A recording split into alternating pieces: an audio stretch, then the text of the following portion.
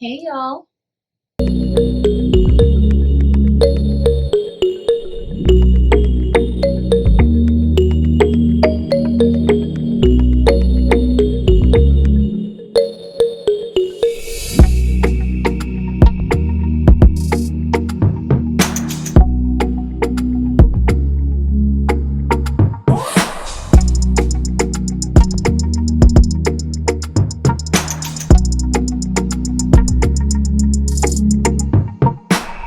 Welcome to my channel. If this is your first time here, I'm Patrice and I am glad that you decided to click that thumbnail and you are here with me today. Today's video is going to be super quick. I will be testing out the tie-dye sublimation craze that is going on TikTok, and I have my shirt already ready. I will be using this shirt. It is a 100% polyester. The brand is Sublivie, and I purchased these shirts from off of jiffyshirts.com, and I will be testing this shirt out to see how that sublimation tie-dye works on it. This is my very first time, so I am super excited to see the outcome. Let's get started. Okay, so we have our images printed out. This is going to be the tie-dye version, and this is what we will be placing in the center of the shirt. And today I am going to kind of like fold it a bit to see how it will look if I fold it, kind of like an accordion, instead of like bunching it up like that. So I do want to press the shirt. I'm going to give it a pre-press for about 5 seconds just to knock some of these wrinkles out, because I don't know if you guys have seen the other shirts. They are super wrinkly after pressing the tie-dye on. Okay, so it's pressed a bit, and you can, prior to you pressing it, you can use a lint roller and get off any lint from on here. I'm not really concerned about it since we are already going to make this shirt look a little bit distressed. So I think I want my image to kind of go here. This is a fairly large image, and I think I want it to go right here. So I need to make sure that I have paper, and I'm just using cardstock to tape off where I want the image to be. And so we are going to see if we can even bend it, because the cardstock is kind of firm. And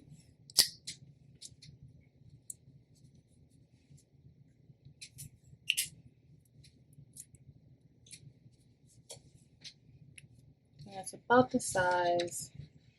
And now I'm just removing the image, and I'm going to trim around, just kind of circular. I could follow. It may be better for me to kind of follow this pattern.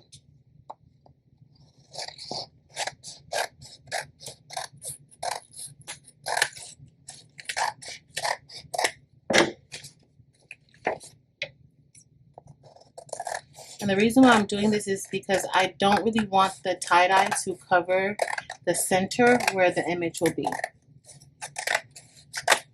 It's kind of similar to the bleaching process. When you're bleaching and you cover the area where you don't want that bleach to get, or where you want the bleach to be, and you need to keep it separate. Okay, prevent it from subbing. Alright, so then I'm done with this image for now, so I'm just going to leave that there, and then I am going to tape that down.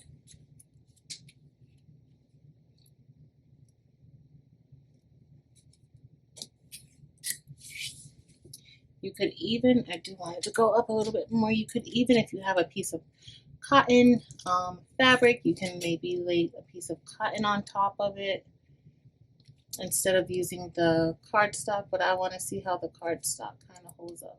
Okay, I also want to put a piece of butcher paper here,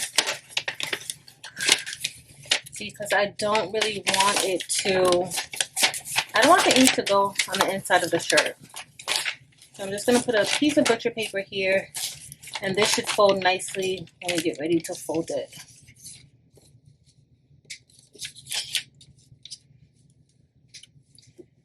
Right. So we are kind of folding this like an accordion. And going to be several strips. So let's see, we're about to get onto this cardstock. Let's see how this cardstock holds up. It may give me some extra kind of crease lines.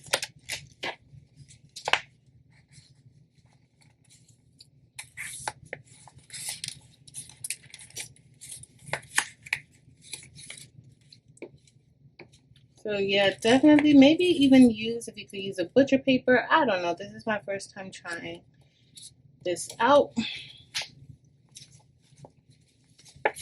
So I am going to kind of fold it. And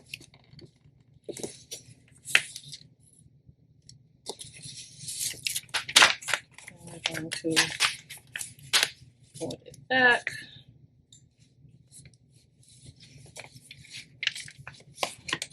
I'm just going to keep doing this same process until we are past that point.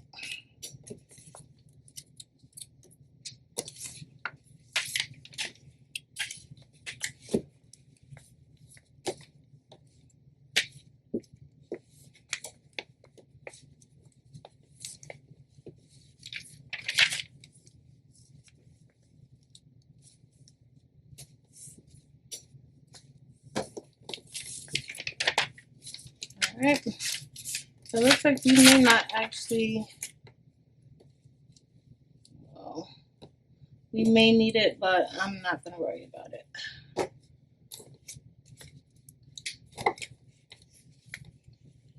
Alright, so we are going to see how this kind of goes, and then we're going to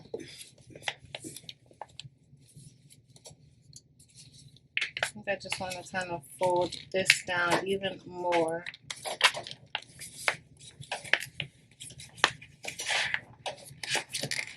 We're going to see how this goes with this accordion-ish type of look.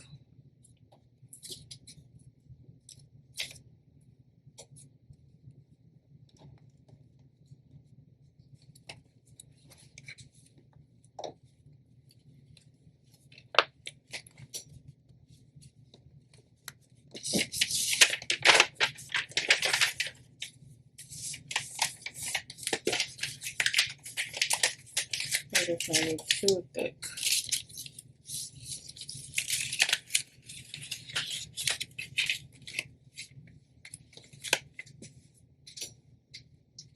All right, and so we are going to put on the front and see how that looks, how that turns out. But I don't really want the back of the shirt, so I'm going to fold, kind of cuff that back, that bottom piece of the sleeve, because I don't want that part to get anything on it, because we are going to be tie-dyeing the back of the shirt. So we are at the press, and I'm going to get ready to put our image just like this on top. Not really too much worried about how it looks or if it's going to be perfect or whatever, because this is kind of a distressed shirt anyway, so however it comes out will be perfectly fine. I'm not even going to tape anything down, but I am going to loosen it up just a little bit because the cardstock is giving it a lift, and I want to make sure that there is good pressure. So let's see what happens. Uh-oh. Look, and I need to loosen it up just a little bit more.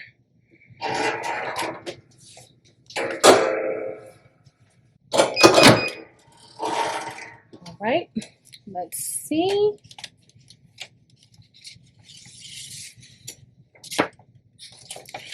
Okay. Okay, and now we are going to, I am not going to even unravel this shirt. I am just going to flip it over, and I'm not really concerned with the ink on here. I'm definitely going to leave this piece of butcher paper on the bottom. You could replace it if you want to, but I'm just going to leave my butcher paper on the bottom because you don't want any of this ink reactivating and transferring. So I'm just going to pick everything up. I'm going to turn it around and kind of just flip it over. Uh-oh, I'm unraveling it. Oh well. And as you see, there's no part of this, of the back, that has any ink on it, which is what I wanted. Okay, and so we are going to put the other one on it and see how it turns out.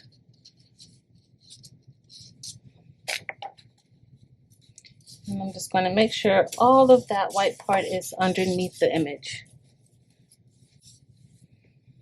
Okay, let's go.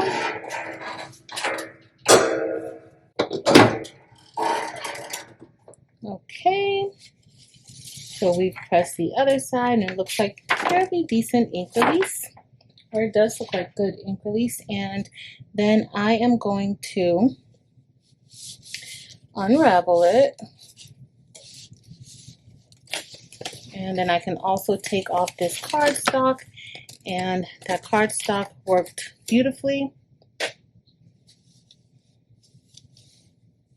because we don't have any ink in that center. Okay, this is what that back looks like, and I actually like it. So I am going to try to knock out some of these wrinkles. I am going to lightly press this just for a few seconds to see if that will knock out some of those wrinkles at the bottom.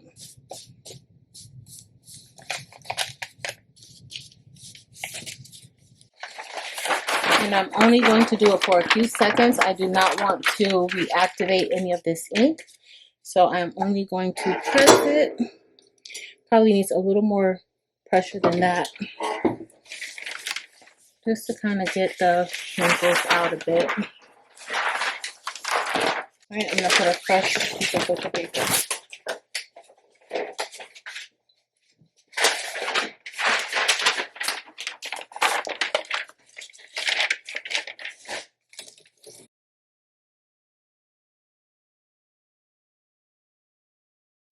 So now we are going to get ready to press our image, and I think I want to just give it a light press just to kind of, well, once we press it down, it'll be fine.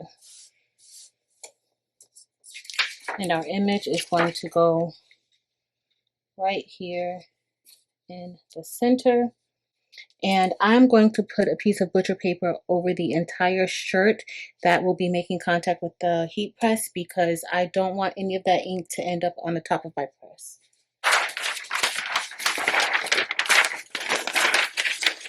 All right, everything looks to be covered. Let me put a piece of heat tape on that image. I don't want it to ghost.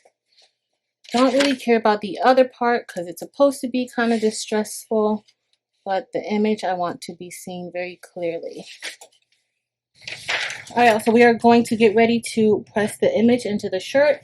And I forgot to mention before, I am using dynamic ink. That is my ink. You can find that inside of my Etsy shop, Dynamic Print Supply. And I am also using, honestly speaking, sublimation paper. And I will have a link in the description to the website where you can get that from as well.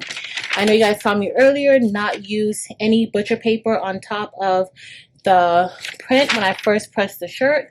That is because this paper, honestly speaking, sublimation paper, does not require any butcher paper. That ink does not release. However, we're going beyond the paper, so I definitely want to make sure I have something on it as well.